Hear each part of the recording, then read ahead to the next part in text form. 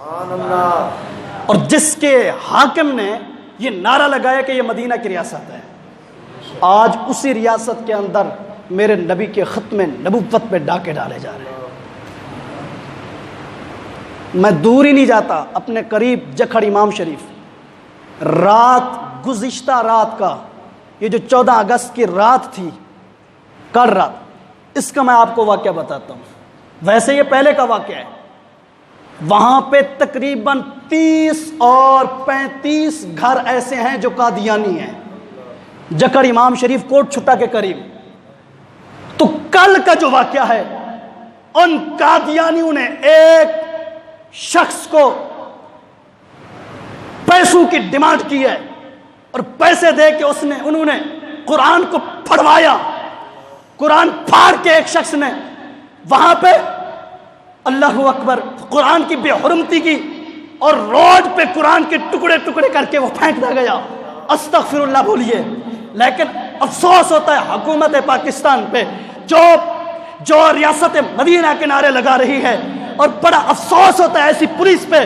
پورے ایک ہفتے سے وہاں کی عوام نے درخواست دی ہے کہ یہاں پہ قادیانی گھس گئے ہیں، اور قادیانی اپنی قبروں کو جو ہے نا، یہ اپنی قبروں پہ لا الہ الا اللہ لکھوانا انہوں نے شروع کر دیا، اور اپنی عبادت گاہ کو وہ مسجد کہتے ہیں۔ اب یہ تو معاملہ ہو گیا کہ انہوں نے قرآن کی بے حرمتی کی ہے، استغفر اللہ۔ لیکن ایک ہفتہ سے کسی پولیس والے نے بھی ایکشن نہیں لیا، کسی نے بھی ایکشن نہیں لیا۔ اور جب اس بدبخت شخص نے قرآن کی بے حرمتی کی اور قرآن کو پھاڑا، میرے پاس ابھی ویڈیو موجود ہے، ابھی بھی میرے پاس ویڈیو موجود ہے، وغیرہ آپ کے تعلق ہوں گے، پوچھ لیں، یہ قریب ہے جکھڑ امام شریف۔ اللہ اکبر۔ تو جب پھاڑا گیا نا قرآن پاک کی بے حرمتی کی گئی، تو اس شخص کو پوری قوم نے مارنا شروع کر دیا، اسے دھکے مارنے شروع کر دیے، تھپے مارنے شروع کر دیے۔ پھر پولیس آ گئی، قادیانیوں نے فون کیا ہمارے بندے کو مار رہے ہیں، تو قادیانیوں کے کہنے پہ پولیس آ گئی۔ لیکن ایک ہفتہ سے رسول اللہ کے عاشق یہ بیان کر رہے ہیں کہ یہاں پہ قادیانی گھس گئے ہیں، جن کا یہ دعویٰ ہے کہ مرزا قادیانی نبی تھا، لیکن ایک ہفتہ سے کسی بھی پولیس والے کے اندر یہ غیرت نہیں جاگی کہ وہ ایف آئی آر کٹے، کچھ بھی نہیں کیا۔ لیکن قادیانیوں کی ایک کال پہ پولیس بھی آ گئی، اور ان پہ ڈنڈے بھی برسانے شروع کر دیے۔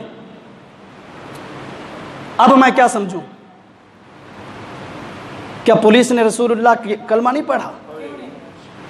ہاں، جب قبر میں سوال ہوگا من ربک کا، تیرا رب کون، ما دینک کا، تیرا دین کیا، ما کنت تقول فی حق ھذا الرجل، بتا تو دنیا میں مصطفیٰ کے بارے میں کیا کہتا تھا، بتا تو دنیا میں مصطفیٰ کی ناموس پہ کیا تو نے پہرا دیا تھا کہ نہیں دیا تھا؟ یہ کس منہ کے ساتھ جائیں گے؟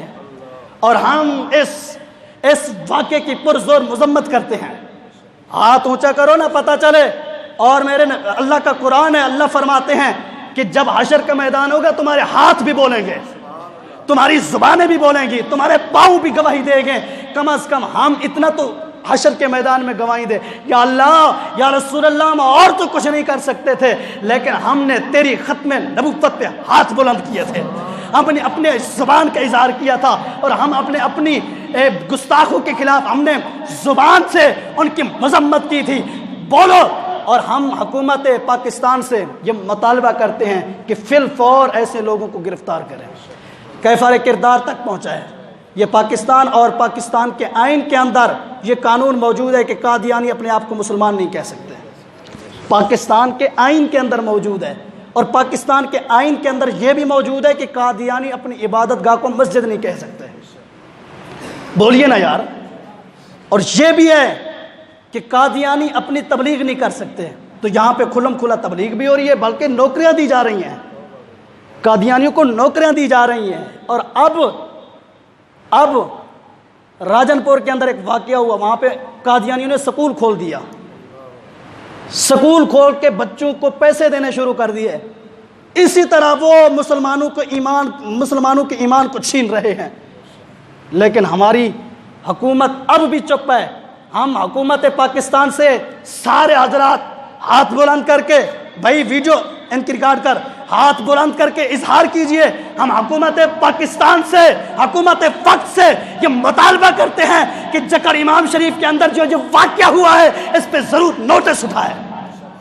اگر آپ متفق ہیں تو ہاتھ بلند کریں۔ کیمرہ گھما بھائی، کیمرہ گھما تاکہ پتہ چلے۔